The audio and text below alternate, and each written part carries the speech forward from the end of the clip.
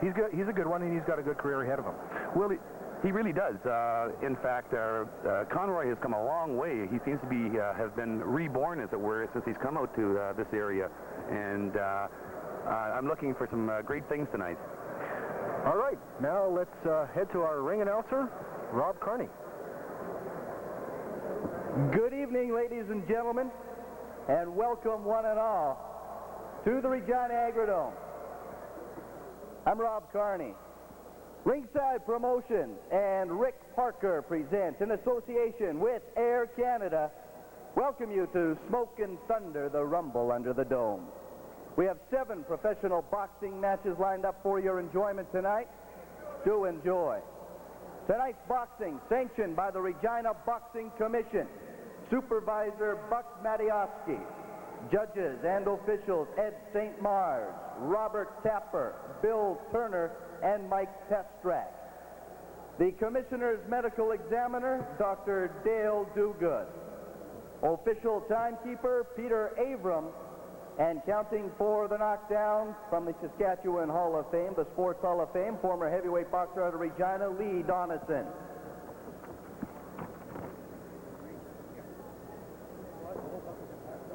And now for our first bout of the evening in the junior middleweight division. 6 rounds of boxing action. The referee, Art Welby from Winnipeg. In the red corner, wearing black trunks, weighing in at 150 pounds, out of Calgary, Alberta, he has a professional boxing record of 3 wins, 0 losses, all by knockout. Welcome, please, Aaron Menigun.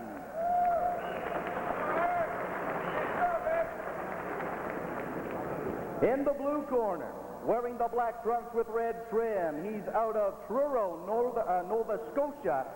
He has a professional record of 1 win, 0 losses. He weighed in at 147 pounds. Ladies and gentlemen, would you welcome, please, Donny Nelson. How you doing, man? A little Greek for stomach. All right, Don. Rob said we've got this round.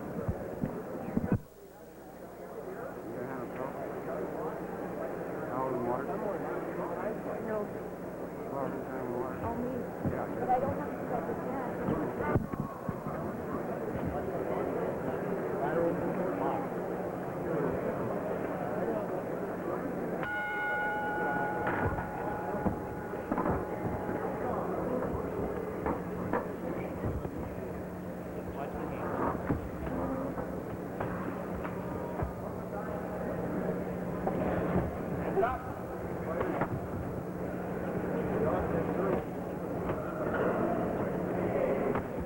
You can expect a lot of action. You can see Minigun's even at this point. He's starting to throw that right hand to the body. He seems to have found a bit of an opening there. Nice combination by Nelson. They're not taking any time to get introduced here. They're going right at it. Both fighters wanting a victory here to keep their undefeated records intact. Both just starting out. They've yet to reach that 5-fight plateau where they can become ranked.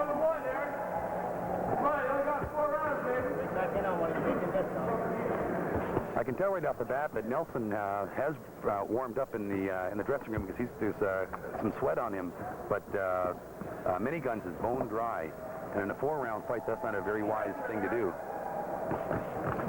Some nice combinations landed by both fighters. The gloves, Ray, they look fairly small. What ounce gloves would they be using? Those will be 8-ounce gloves. The heavier fellows from the middleweight on up will be using 10-ounce.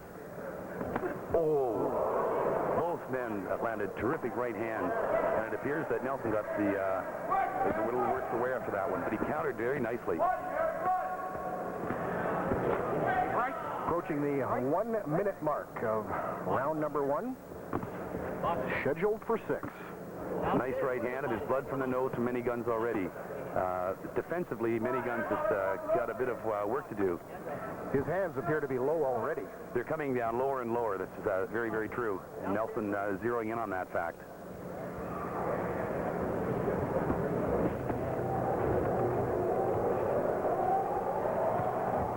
Get under those shots, though.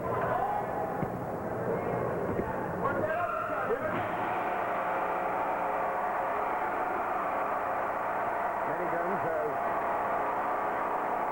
Ken Billinghurst Sr. in his corner. And who we'll see in several corners tonight here. That awful noise you hear in the background is coming from the Agridome speakers. 10 seconds left in this, the first of 6 rounds. A very high-spirited round at that.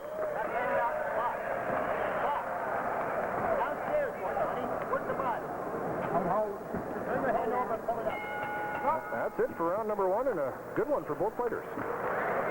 Yeah, it really was, and the one thing that you can tell right off the bat is that although Miniguns is aggressive, unquestionably, he does not have he doesn't put too much faith in defenses. He seems to be leading more with his chin than anything else. There's a good look at Miniguns, and they're cleaning him up. That's Ken Billinghurst Sr. working on him from the Inner City Boxing Club in Calgary.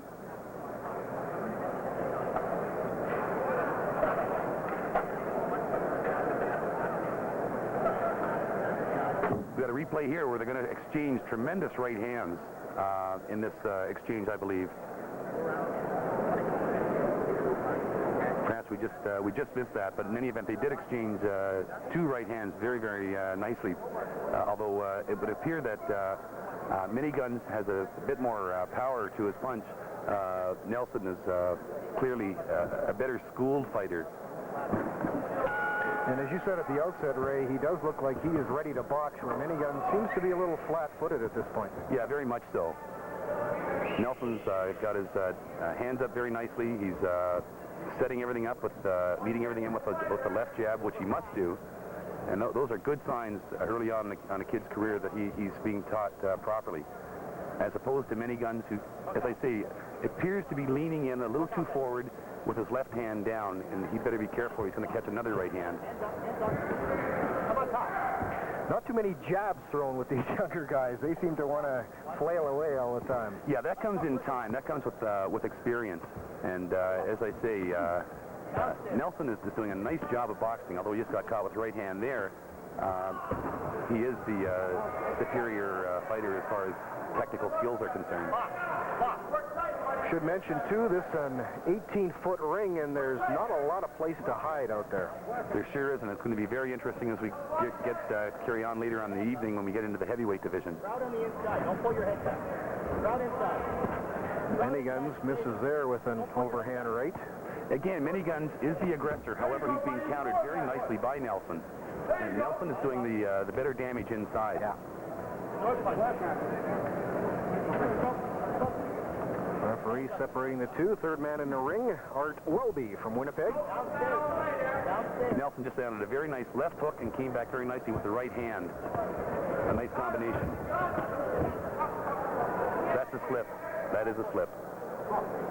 Get your hands up. Crowd in. Crowd in. Good shot there by Miniguns. And there goes Nelson. It was the right hand on the temple, which struck Nelson and it hurt his equilibrium. And it wasn't a devastating punch, but it was right on top of the ear. Nelson's going to have to collect himself now. Little blood trickling from Miniguns' nose, but it doesn't seem to be bothering him at all. Nelson ready to go again, it looks like. Yeah, it's just, at this point, he's just being overpowered by Miniguns. He's ready to go again, and the referee may stop this very, very soon. Standing 8 count. 8 counts, and Miniguns not going to his corner. The referee hasn't noticed that. 25 seconds left in round number 2. Miniguns again on the attack. Which he must do. Nelson at this point has just got to regroup and try to hold on when they get in close. But there's a right hand. That'll do it. That does it. Very nice right hand. History, folks. 2 minutes and 50 seconds into the second round. Aaron Miniguns moves his record to 4-0 with 4 KOs with a victory over Donny Nelson of Toronto. Going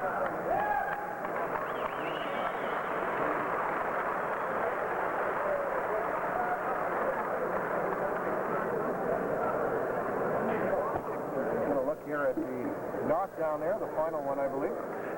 The final knockdown. This is the shot of the final knockdown, and he was clearly was a good right-hand shot over the extended left hand of Nelson. I think, however, let's put this bout in its proper perspective. Skills-wise, there's no question in my mind that Donny Nelson does have superior technical skills. However, Miniguns was the stronger individual, and it was just a matter of power over skill in this particular situation. And that's why a puncher is never out. Now we're going to ring announcer Rob Carney for the official decision. Ladies and gentlemen, the winner by TKO at 2:50 of the second round, Aaron Minigun.